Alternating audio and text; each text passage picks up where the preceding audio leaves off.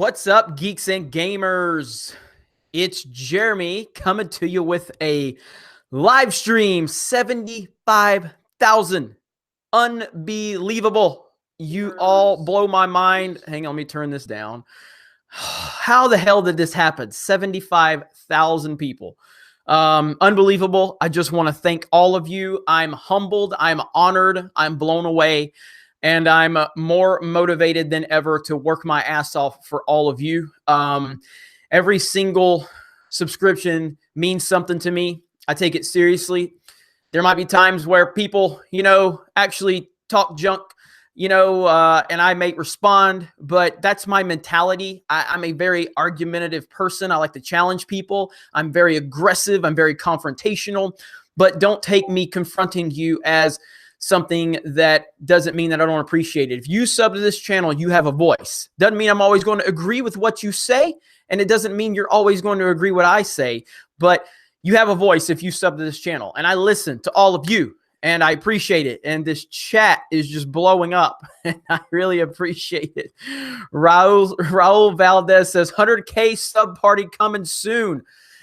You guys want that hatless stream, 100,000 subs, and we're going to hatless stream. Let's see. It was like 73K yesterday. What did Ryan Johnson do now? Matt Harding says, Jeremy is badass. No, all of you are badass. All of you are badass. I got to send this link out on Twitter really quick. And I mainly, like I said, I just wanted to tell you guys how much I appreciate it. And we can definitely have a discussion. So anything you guys want to talk about, we can talk about. It's your community. It's your community. I'm part of it just like you're part of it. So it's all something that we've built together. And it means the world to me that so many of you have put your trust and your faith in me. And I take that very seriously. And so proper Jeremy and Angry Joe are woke bros. Oh, that's good. That's good. What's up, Anna? I see you guys. So I'm probably going to make a video about Angry Joe. And look, I said I'm not interested in beef with other YouTubers, and I'm not. Angry Joe is kind of on another level at this point. Angry Joe is a mega YouTuber, and I thought that what he did was seriously irresponsible, and I didn't appreciate it. I commented on his video under The Amazing Lucas. And if you guys aren't familiar with The Amazing Lucas, you need to check that YouTube channel out. He's awesome. And I commented under The Amazing Lucas's comment challenging Joe on what he was saying. And then apparently the comments got deleted. And yeah, he totally went woke. Thank you for the super chat. I appreciate that. I see all of you. I appreciate the love and the respect. Again, this is just as much your accomplishment as it is mine. I appreciate the faith that you've put in me. I take that seriously. The fact that, I'm not perfect. I've made mistakes on this YouTube channel as it's grown so much, and I will own those mistakes, and I've learned from those mistakes, and I'll continue to make mistakes and learn from them because I'm a human being, and all human beings are flawed. And I get that there's this thing where people have YouTube channels and get a following, and they think they can't admit when they're wrong or if they made a mistake. That's not me. That's not me. I don't understand how you can't admit when you make mistakes. It's a human condition.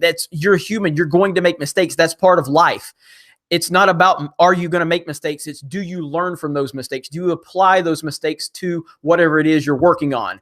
And I try my best to apply those mistakes to the future decisions that I make. Oh, man. Nicholas Soladune Dane says, did you catch Angry Joe's new Battlefield 5 video? I did. And I just got done talking about that. I actually commented on the video, and the comments got removed. My comment that I made was normal comment is still there. Nobody saw it because it got pushed down so far, but I commented under The Amazing Lucas's comment, and because The Amazing Lucas was kind of going after Joe for the nonsense that he was spewing. I commented on that, and I basically said to Joe, because Joe was talking about how disappointed he was at how women were being treated.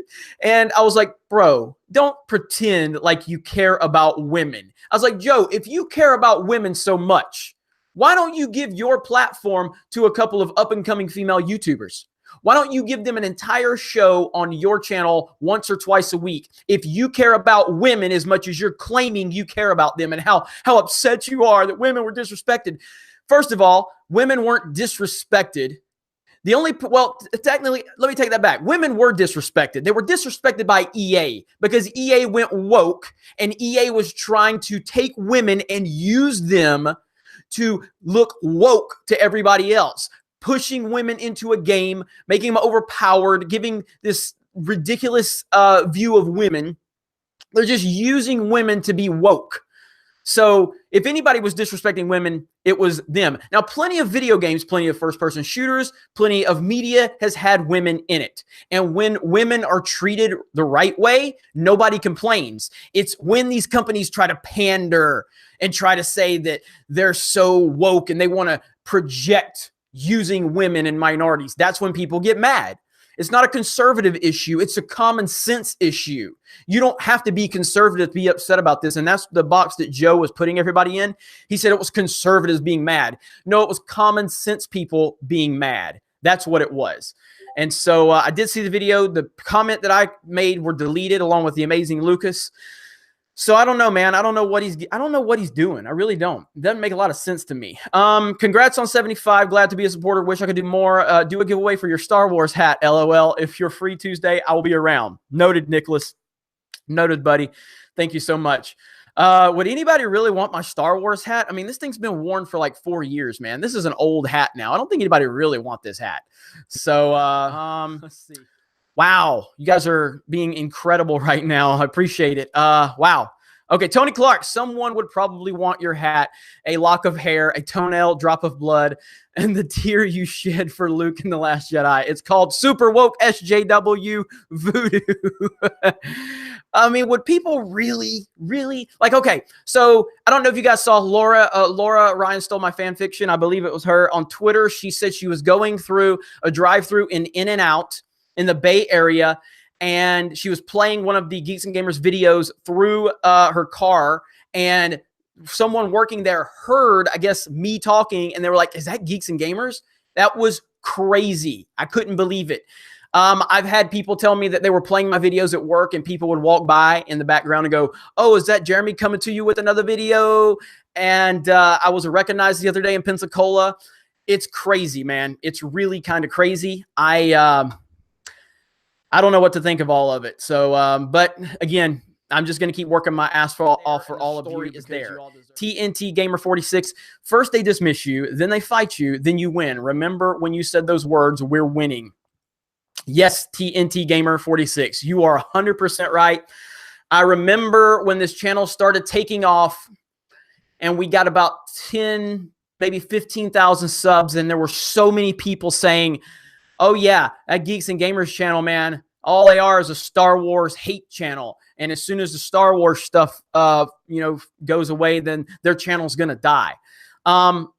We're built on common sense, not now. Yes, obviously Star Wars is the thing that gave us the platform to actually get up and speak and have people hear us. But we're common sense, and we're going to call all this craziness out. And we're going to have a lot of fun around here. We're going to do a lot of gameplay streams. We're going to do a lot of vlogging.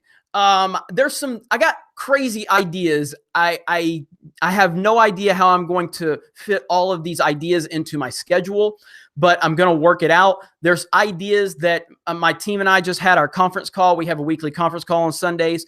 We've talked about so much. There's so many moving parts. It all centers around geeksandgamers.com. So, just make sure you are checking out geeksandgamers.com. We're going to be making some upgrades to the site. But right now, my team's doing a fantastic job on the site. We've got the Twitch channel. We've got so many things going on.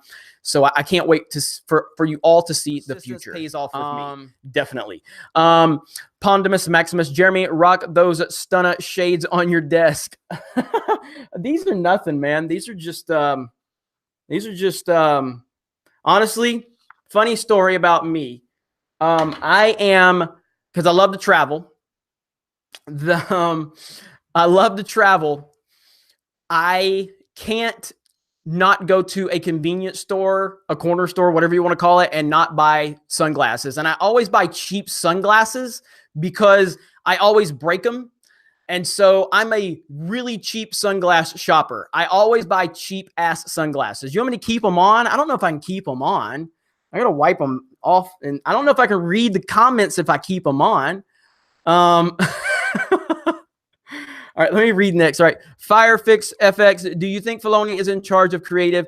That episode 9 will be a 2-parter. Also, I just became a silver patron today. I saw that, and you're going to be hearing from us very soon, Firewater FX.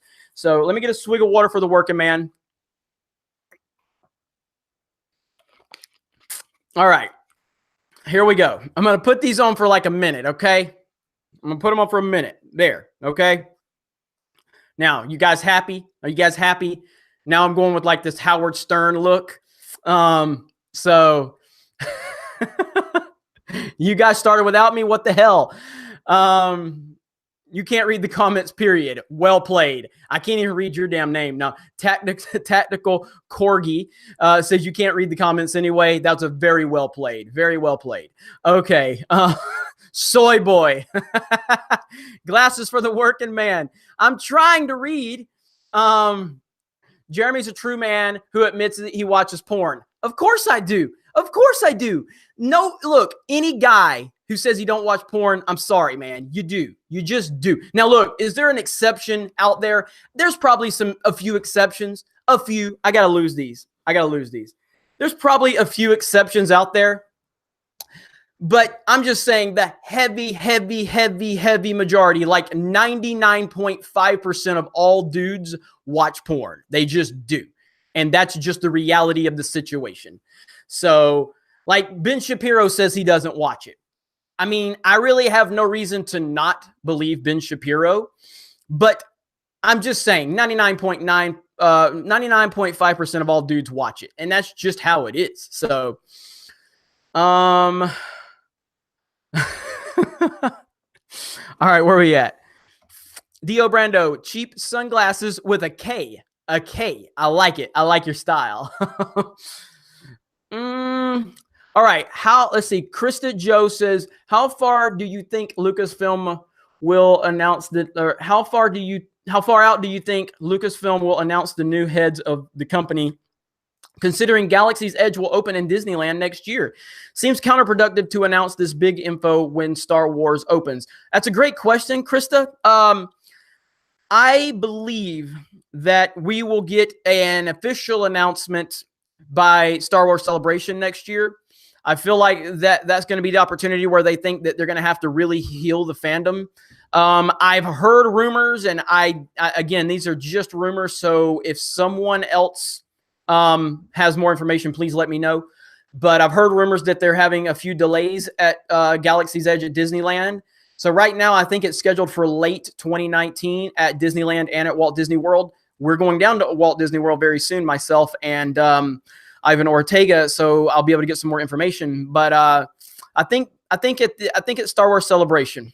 I think that's when they would announce it. That would be the best time, in my opinion. So, Master how dare you? Ed I says, do you think Hasbro and other Star Wars vendors are in trouble with the IP? I know many of my friends, as well as myself, have pretty much collected.